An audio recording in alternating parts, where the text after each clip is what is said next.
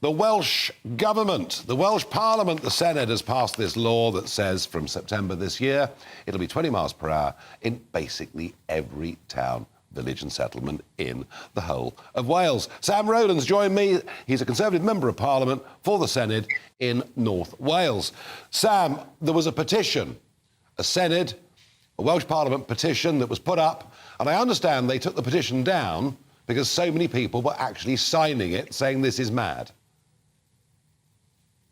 Yeah, exactly. I think over 20,000 people across Wales agree with me that 20 miles per hour on our residential streets, every single residential street in Wales, is just plainly bonkers. We absolutely agree as Conservatives that 20 miles per hour works perfectly well outside schools or hospitals, perhaps where it's proven that it's needed. But on every single residential street in Wales, it does seem over the top, and it's certainly not what my residents want to see in their town.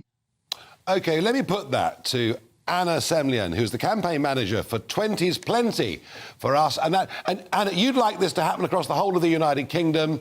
There is this argument, though, isn't there?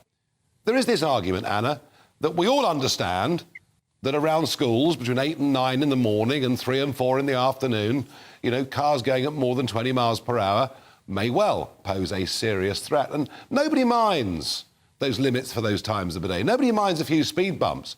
But tell me why at 2 o'clock in the morning on a deserted road, a limit of 20 backed up by speed cameras makes sense. The benefits of 20 miles an hour are that it's safer, it's greener, you use less fuel in your vehicle, less pollution and tyre and brake wear.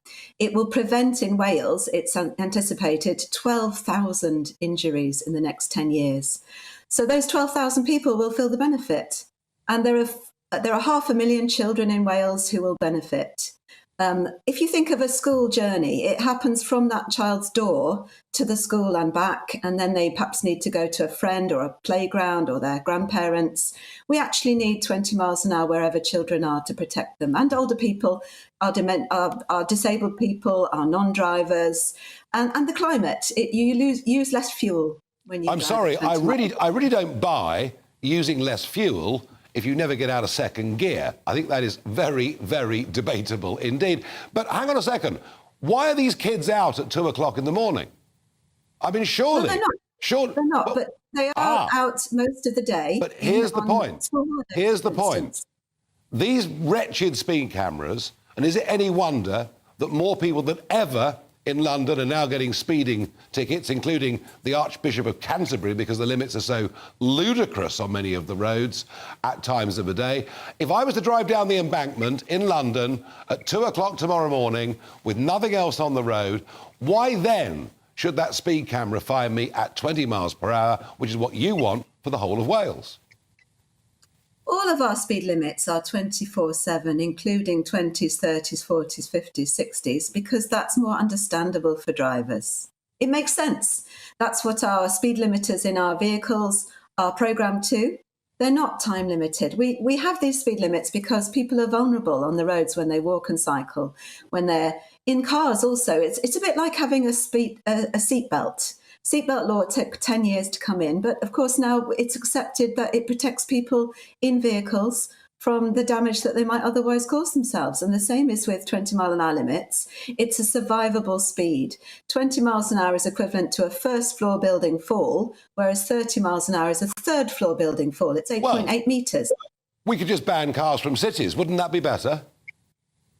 I think we all agree that cars are useful in many situations, but they should not be what we use all the time. And certainly in Wales, there are more than 298,000 households that do not have a car. There's 500,000 children who are not drivers. Yeah, There's 600,000 people with concessionary bus passes who are walking and cycling. I think I sense a sort of anti-car, let's find people racket. Final word to Sam Rowland. Sam, you're in a minority, and there's nothing you can do to stop this. So, as a Conservative group in the Senedd, we are in a minority, so you're right. In terms of hands up to vote for these things, we can't prevent it. Plaid Cymru and Labour are determined to push this thing through. I think by far in the majority when it comes to the people's priorities here in Wales, because what hasn't been mentioned today is that Welsh Government's own figures have said that it's going to cost over £4.5 billion to the economy here in Wales. That's people's jobs, it's people's livelihoods, it's food on people's tables because of an ideology to slow people down and to hold Wales back. It's not good enough. It's bombed. We will It needs to see. be reversed. And thank you to both of you for joining me on this debate. I think the audience know pretty much where I stand.